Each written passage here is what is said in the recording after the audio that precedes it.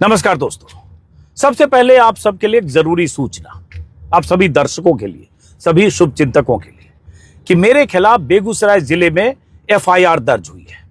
और एफआईआर दर्ज इसलिए की गई है क्योंकि मैंने बेगूसराय में एसआईआर के दौरान बलिया प्रखंड में जिस तरह से आधे अधूरे फॉर्म भरकर जमा हो रहे थे, अपलोड हो रहे थे, उस पर एक स्टोरी की थी, उस पर एक वीडियो किया था। और वीडियो अपलोड होते ही मेरे YouTube चैनल पर उस वीडियो के पब्लिश होते ही हंगामा मचा था। और उस हंगामे से मुझे यह अंदाजा था, जिस तरह से अफसरों में खलबली थी, मुझे अंदाजा था, आशंका थी कि एफआईआर दर्ज हो सकती है। और एफआईआर दर्ज हुई है। एफआईआर किन धाराओं में दर्ज हुई है, प्रशासन का, जिला प्रशासन का की मंशा क्या है, ये इसके बारे में मुझे नहीं पता। लेकिन एफआईआर दर्ज हुई है, इसका मतलब कहीं न कहीं मेरे खिलाफ सख्त एक्शन की तैयारी हो रही है। तो जब वो पता चलेगा एफआईआर, तो उसके बारे में बताऊंगा। लेकिन उससे पहले आपको बता दूं कि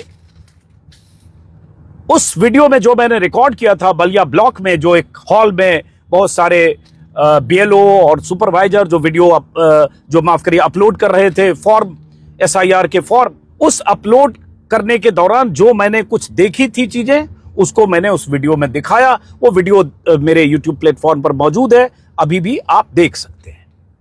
मैं अब भी कहता हूं कि उस वीडियो में क्या ऐसा है जिसकी वजह से मेरे खिलाफ एफआईआर दर्ज होनी चाहिए। और मैं ये कह रहा हूं कि मैं अभी बेगूसराय में, उसी शहर में, कल मुझे शाम को किशनगंज में था, मुझे लगा या अंदेशा हुआ, एक प्रेस विज्ञप्ति जब जारी की गई डीएम की तरफ से, और प्रेस विज्ञप्ति को वायरल किया गया, मुख्य चुनाव सीईओ जो है बिहार के, उनकी तरफ से ट्विटर पर डाला गया, तब मुझे लगा कि यह तैयारी हो रही है। प्रेस विज्ञप्ति स्क्रीन पर आप देख रहे हैं, जिसमें कहा गया कि साहेबपुर कमाल विधानसभा क्षेत्र के बलिया अनुमंडल में चल रहे एसआईआर कार्यों के आलोक में एक यूट्यूब हैंडल द्वारा फैलाए गए भ्रामक खबरों के खंडन के संबंध में।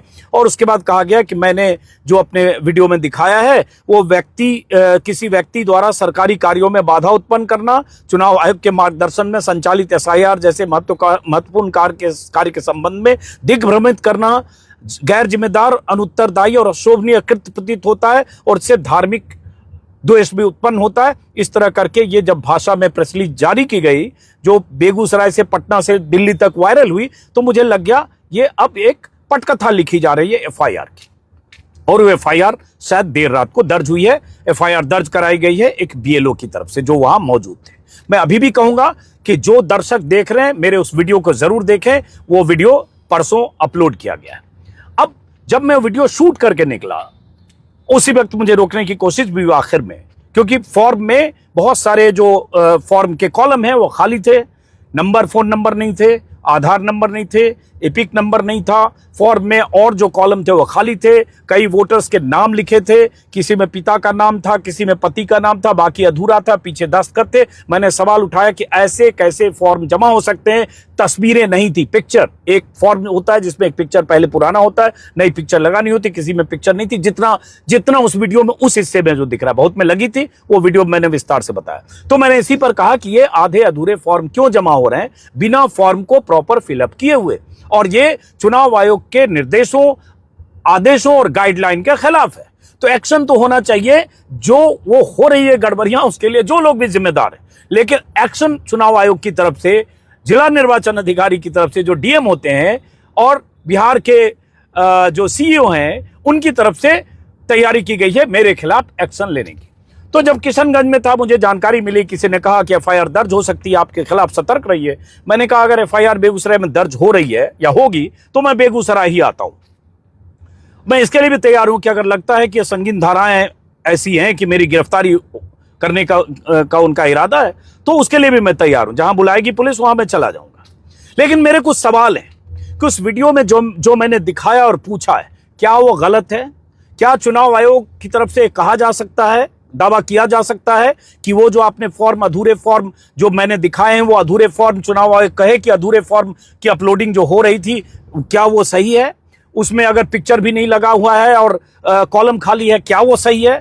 इसका जवाब चुनाव आयोग देना चाहिए। इसका जवाब बजाय इसके कि मेरे खिलाफ एफआईआर करे। चुनाव आयोग की गाइडलाइन है कि 2 फॉर्म सबको मिलेगा। बीएलओ 2 फॉर्म लेकर जाएंगे, एक पावती के तौर पर देंगे वोटर को। किसी भी बीएलओ ने पावती लेकर फॉर्म नहीं भरा है, क्या इसका जवाब चुनाव आयोग देगा कि वोटर को पावती नहीं मिला तो फिर हर जगह क्या इतने बड़े बड़े बॉर्डर होर्डिंग पोस्टर और बैनर क्यों लगे हैं?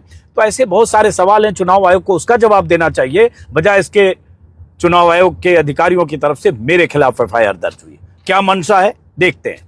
अगर यह मंशा है कि मैं डर जाऊंगा तो मैं डरूंगा नहीं, क्योंकि मैं पत्रकारिता करता हूं। पत्रकारिता का पहला धर्म है कि सच को सच दिखाइए और सच के तौर पर दिखाइए, तथ्य को तोड़ मरोड़ कर पेश मत कीजिए। तो मैं इंतजार करूंगा। और हुआ क्या उस वीडियो के रिकॉर्ड होने के बाद कि मैं जब वहां से चला बलिया से रिकॉर्ड करके हड़कंप मचा, तो मुझे मैंने नंबर भी दे दिया वहां किसी को कि जिनको बात करना हो। मुझे किसी ने कहा वीडियो साहब बात करना चाहते हैं। मैं 2-4 मिनट रुका, उनको आने में 20 मिनट था और मुझे कहीं अगला शूट था। मैंने कहा मैं जा रहा हूं, मेरी बात करा दीजिएगा। वीडियो साहब ने मुझे फोन किया। उन्होंने फोन पर कहा जो वहां के वीडियो हैं कि आपने ऐसे ऐसे शूट किया है, अगर उसको आप अपलोड ना करें, उसको पब्लिश ना करें तो बेहतर होगा, चुनाव आयोग का मामला है और ये देख रहे हैं सख्ती चल रही है। मैंने कहा ठीक है सर, मैं देखूंगा। लेकिन मैं आगे निकल चुका था अररिया की तरफ। 10 मिनट बाद एसडीओ जो बलिया की हैं, उनका नाम क्या है बलिया की एसडीओ की, तरनीजा शायद यही नाम है, उन्होंने मुझे फोन किया कि मैं एसडीओ या एसडीएम दोनों बोल सकते हैं, मैं एसडीएम बलिया बोल रही हूं, आपने कुछ शूट किया क्या? अंजुम साहब बोल रहे हैं। मैंने कहा तो आपने ऐसे ऐसे शूट किया है? हमने कहा किया है। तो उन्होंने कहा एसडीओ साहिबा ने कि देख लीजिए, अगर उसको आप लोग नहीं कहीं डालिए, उसको डिलीट कर दीजिए, क्योंकि चुनाव आयोग का मामला इतनी सख्ती चल रही है और ये ठीक नहीं रहेगा ये। मैंने कहा मैम देखता हूं मैं। तो उन्होंने कहा लेकिन उसको आप ये डिलीट कर देंगे ना? मैंने कहा मैम देखूंगा मैं। संक्षिप्त मैंने 40 सेकंड बात की, जो मेरे कॉल में है, उनका कॉल आया वो मेरे कॉल में है, इनकमिंग में। उसके बाद मैं कुछ देर बाद फिर एसडीओ साहिबा का फोन आया, फिर उन्होंने वही बात कही। मैंने कहा मैं आगे नहीं। उन्होंने पूछा आप कहाँ हैं? मैंने कहा मैं आगे अररिया की तरफ निकल गया। और फिर मैंने कहा कि वो मैं देखूंगा, उसको डिलीट करना ये मैं देखूंगा, क्योंकि फोन पर बहस करने का कोई मतलब नहीं होता। उसके बाद मेरे पास बेगूसराय से कई लोगों के फोन आए, जो मेरे कुछ रिलेटिव हैं, जानने वाले, उनको अप्रोच किया गया डिफरेंट सोर्सेज के थ्रू। उन लोगों ने मुझे फोन किए कि देख लीजिए भैया या चाचा या ये, कि अगर वो वीडियो आप रोक सकते हैं। मैंने कहा देखो मैंने रिकॉर्ड किया है, जो रिकॉर्ड किया है वो उसमें दिख रहा है साफ साफ कि वहां अधूरे फॉर्म भरे गए हैं। और उसके बाद मेरी मंशा कोई चुनाव आयोग की किसी प्रक्रिया में बाधा पहुंचाने की नहीं है। मेरी मंशा सिर्फ इतनी है कि चुनाव आयोग अगर कहता है कि फॉर्म पूरे गाइडलाइन के हिसाब से भरे जाने चाहिए और अगर नहीं भरे जा रहे हैं तो मेरी मंशा है वो आईना दिखाना, चुनाव आयोग को भी आगाह करना कि देखिए फॉर्म कैसे अधूरे अपलोड हो रहे हैं, या जो कमियां हैं, एम्बिग्विटी है, वो दिखाना। और वही मैं ड्यूटी कर रहा हूं। तो मैंने कहा, जितने भी फोन आए, मैंने कहा ये मैं डिलीट नहीं करूंगा, मैं इसको अपलोड करूंगा। और मैंने अपलोड कर दिया दोपहर बाद, जैसे भी जहां नेटवर्क मिला। और उसके बाद हंगामा मचा। पहले एक प्रेस रिलीज जारी की गई कल। उस प्रेस रिलीज में यही सब कहा गया, खंडन किया गया है कि उक्त पत्रकार द्वारा 39 मिनट का वीडियो यूट्यूब ऑफिशियल चैनल से किया गया है और खास वर्ग के चिन्हित कर उनका चुनाव संबंधित संवेदनशील और निजी दस्तावेजों को सार्वजनिक करने का प्रयास किया गया। अब बात यह है कि मैंने कोई निजी दस्तावेज सार्वजनिक करने के प्रयास नहीं किए, बल्कि कैमरामैन को मैंने कहा है, उस वीडियो में देखेंगे, मैंने कहा कैमरा इतना नजदीक मत लाइए, किसी की पहचान उजागर नहीं होना चाहिए। उसी वीडियो में है, तो किसी की पहचान उजागर नहीं होनी चाहिए। पूरा नाम, बूथ मैंने नहीं लिया नाम, क्योंकि बूथ से पता चलता कौन किस बूथ के। मैंने सिर्फ लिया कि ये फला जी है, फला जी है, ये यादव जी हैं, राय साहब हैं, मातू जी, ये नाम ऐसे लेना कोई गलत नहीं है, ऐसे बुलाया जाता है। तो जो भी है, लेकिन बड़ा सवाल क्या है कि अधूरे फॉर्म क्यों जमा हो रहे थे? बड़ा सवाल क्या है कि क्या वो अधूरे फॉर्म इलेक्शन कमीशन की गाइडलाइन के खिलाफ नहीं है? बड़ा सवाल क्या है, क्या बीएलओ 2 फॉर्म लेकर वोटर के पास जाकर 1 फॉर्म उनको भरकर पावती दे रहे हैं? ये सब नहीं हो रहा। तो इन सवालों का जवाब देने के बजाय अधिकारियों ने तय किया कि पत्रकार के खिलाफ एफआईआर कर दो, रिपोर्टर के खिलाफ एफआईआर कर दो, जो ये स्टोरी दिखा रहा है। और बिहार में क्या हो रहा है ये सब जान रहे हैं। मैं वहां से आगे गया नौगछिया, वहां तो मैंने एसडीएम से ऑन रिकॉर्ड बात की। एसडीएम ने कहा 2 फॉर्म बांटे जा रहे हैं, और उसके बाद फैक्ट चेक किया मैंने वोटर से, वो कह रहे हैं गलत है, 2 फॉर्म किसी को नहीं दिया जा रहा है। फिर ऐसे ही मैंने खगड़िया के मानसी ब्लॉक में किया, वहां भी वीडियो साहब ने झूठे दावे किए ऑन कैमरा कि 2 फॉर्म देकर बीएलओ को भेजा जा रहा है। उनके सामने मैंने बीएलओ से बात की, बीएलओ ने कहा कि नहीं, 1 ही फॉर्म देके भेजा जा रहा। और ये सारी चीज वीडियो में मैंने कैप्चर किया। इसी की खलबली है, इसी की बेचैनी है कि दिल्ली से आया हुआ पत्रकार डर जाए लौट जाए या एफआईआर करके उसे परेशान किया जाए। अगर गिरफ्तार करने की मंशा है उनकी तो स्वागत है।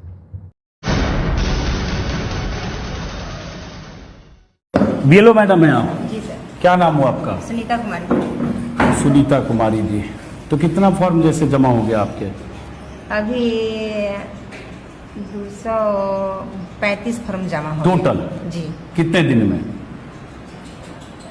2 दिन 3-4 दिन जमा 4 दिन जमा। जी। आपका कितना टारगेट है आपके पास? 1148 है। 1148 में 235 की है। जी, अभी भर रही इतना जो। तो क्या शुभ नाम हुआ जी, क्या शुभ नाम बताइए? सुनीता कुमारी। सुनीता कुमारी जी हैं। 1148 फॉर्म इनको जमा करना है, जिसमें से 35 फॉर्म जमा वहाँ ऑनलाइन हो चुका है। 235 और ऑनलाइन जमा हो चुका है। मतलब जी। अगर देखें तो 1/4 आपका जो टारगेट है उससे 1/4। अभी 200 के करीब फॉर्म अभी जमा करेंगे। हाँ, जमा करेंगे। जी। चुनाव आयोग का दावा है कि 67% फॉर्म कल ही जमा हो गए। हाँ। तो अब 67%, आज शाम तक चुनाव कह देगा 77%, बट इनका अगर देखें तो 1/4 इनका जमा हुआ है फॉर्म।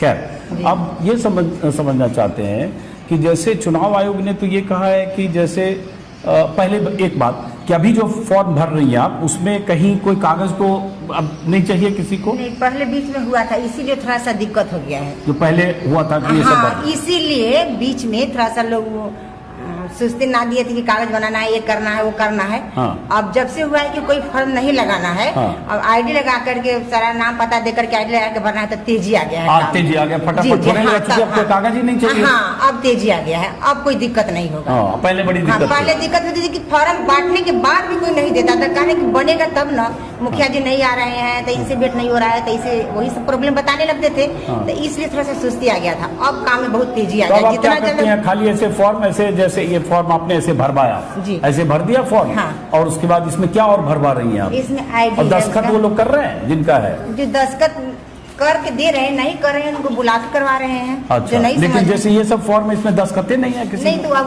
वही ना फिर खेत में सूचना दे रहे हैं कि आप देखिए हाँ, इसमें है, इसमें है तो कोई किसी में। ऐसा है कि लोग साइन करके दे रहा है, लेकिन जैसे कोई में इसमें नहीं पीछे है, दस्तखत नहीं है तो उसको बुला के करवाएंगे। अच्छा, बुला कर कराएंगे। हाँ। तो लेकिन बिना दस्तखत के भी खुद भी नहीं। कर देते हैं लोग यहाँ? नहीं नहीं, ऐसा नहीं हैं? करते, नहीं करते सब में हैं। असली दस्तखत होता हाँ। है? ऐसा तो फॉर्म नहीं है कि पता चला कोई दस्तखत करने नहीं वाला नहीं नहीं नहीं, है? ऐसा जमा ही नहीं। इसीलिए तो इसको ये करने के लिए, रखे। चेक करने के लिए यहाँ रखे हैं। तो आज चेक कितना करके फॉर्म आईडी रख के आज कितना फॉर्म आप जमा करेंगे, अपलोड करेंगे? आज कम से कम 250 जमा कर लेंगे। तो आज जब 250 कर देंगी तो कुल जमा आपका लगभग 500 हो जाएगा। 500 हो जाएगा और 600-650 बचा रहेगा आपका। जी। तो फिर 2-4 दिन में काम में तेजी आ गया है, 2 या 3 दिन में वो भी जमा हो जाएगा।